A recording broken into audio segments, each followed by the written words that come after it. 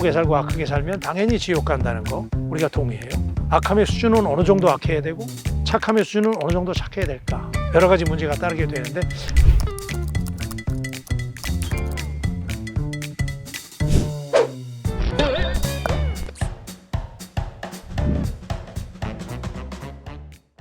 우리는 보통 사람이 착하게 살고 아름답게 살면 천국에 간다.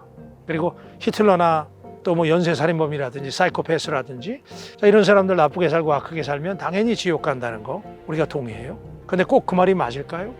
아니 그러면 악함의 수준은 어느 정도 악해야 되고 착함의 수준은 어느 정도 착해야 될까? 여러 가지 문제가 따르게 되는데 그래서 오늘은 이 천국과 지옥에 대해서 그 기준의 문제에 대해서 한번 제가 이야기를 좀 하고 싶거든요. 자, 우리 사람들은 선과 악을 나눌 수 있는 기준이 우리에게 있으면 되는데 그 능력이 우리에게 없다는 거예요. 자, 대략 두 가지 정도 이유를 생각해 볼 수 있는데요. 그 중에 하나는 아마도 우리가 선과 악에 대한 기준이 모든 사람들이 다 다르다는 거예요. 문화라든지 나라라든지 세대에 따라서 선과 악에 대한 기준이 달라요. 예를 들면 자, 우리가 유튜브에서 그 블랙박스 동영상들의 어떤 사건과 사고에 대해서 영상이 많이 올라오는데 흥미로운 것은 사람들이 굉장히 인기가 있잖아요. 근데 사람들이 그 영상을 볼 때 그 영상에 나타나는 사건 자체가 중요한 게 아니라 그 사건에 대한 사람들의 반응이 중요하다는 거예요. 그러니까 어떤 사람들은 그 운전자가 잘못한 거야. 그거 건너가는 사람, 그죠? 걷는 사람이 잘못한 거야. 또 어떤 사람들은 쌍방과실이야. 대한민국 사람들인데 같은 사건을 보고 이야기하는 평가가 다 다르다는 거죠. 그래서 우리가 함부로 평가할 수 있는 능력이 우리에게 없다는 거죠. 또 한 가지는 자, 선과 악에 대해서 우리가 구별할 수 있는 능력이 없는 이유는 자, 우리가 생각할 때는 굉장히 선하게 행동하는 것 같고 악하게 행동하는 것 같잖아요. 근데 나중에 알고 보니까 굉장히 악한 의도로 어떤 일을 해서 사회에 무리를 일으키는 경우를 많이 보잖아요. 자, 그렇다고 본다면 우리가 선과 악에 대한 우리는 그 내면을 들여다볼 수 없기 때문에 진짜 그것이 선한 의도였는지 악한 것인지를 구별할 수가 없다는 것이요.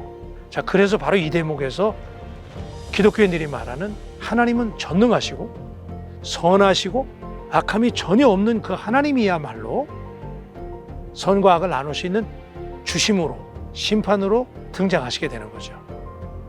유명한 데이빗 플랫 목사님이라는 분이 레디칼이라고 하는 책에서 이런 예시를 들었어요. 제가 오늘 명함을 들고 나왔는데 백지라고 생각을 하고 이 위에는 인류 역사상 가장 선한 사람들의 명단을 적어 내려가는 거예요. 덜 선한 사람 쭉 내려가고 밑에는 아주 악한 사람 명단을 쭉 적어 올라가요. 줄 세워놓는 거예요. 그죠? 선하고 악한 수준에 따라서 우리가 줄을 세우는데 이렇게 해서 이 명함을 우리가 저 서울에서 제일 높은 롯데타워 옆에다가 이 명함을 세워놨을 때 자, 우리가 여기 선한 사람 악한 사람 구별해서 적어놓은 이 사람들의 거리하고 롯데타워의 높이하고 수준이 다른 거 여러분 느끼시죠? 비교할 수도 없는 것이죠.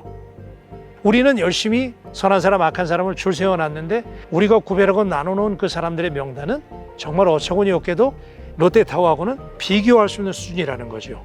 다시 말하면 전능하신 하나님, 선하신 하나님, 그분의 선의 기준에서 볼 때는 우리 사람들이 선하다고 생각하는 악하다고 생각하는 기준이 도토리 키재기라는 거죠. 그러면 전능하신 하나님의 입장에서 볼 때는 우리 모든 인간은 다 약간의 차이는 있겠지만 다 거기서 거기 모든 사람들이 다 연약한 악한 사람들이라는 사실을 인정할 수밖에 없는 거죠. 이런 사람들이 하나님 나라에 갈 수 있는 수준이 되기 위해서는 하나님을 닮아야 되겠지요. 그래서 하나님께서는 우리에게 하나님을 믿으라, 하나님을 닮으라 그런 얘기죠. 그러면 선의 결정체이시고 완전하신 하나님을 닮게 되기 때문에 우리가 이 땅에 살면서 악하고 연약하지만 그 하나님을 닮아감으로 인해서 우리가 하나님 나라에 올라갈 수 있는 선함의 수준까지 올라갈 수 있다고 믿게 되는 것이죠. 그러니까 지금 여러분들이 생각할 때 하나님 악한 하나님이다, 하나님 너무 잔인하다, 뭐 하나님만 믿어야 하나님 나라 간다고 독선적인 하나님 아니냐 그런 얘기 하는데 그 얘기는 우리를 억압하고 구속하고 거기에 묶어두려고 하시는 말씀이 아니고요. 그런 부정적인 말이 아니고 이렇게 보면 역설적으로 보면 어떤 의미에서는 우리에게 지금까지 여러분의 인생이 어떤 인생이었든 여러분이 어떻게 살아왔든 그게 중요한 게 아니라 선의 결정체이신 하나님이 하나님을 닮으라고, 그래서 하나님을 한번 믿어보라고, 그러면 하나님 나라로 올라갈 수 있는 기회를 얻게 된다는 이야기죠. 이것은 억압하고 구속하려고 하는 이야기가 아니고 새로운 기회를 주시겠다는 거죠.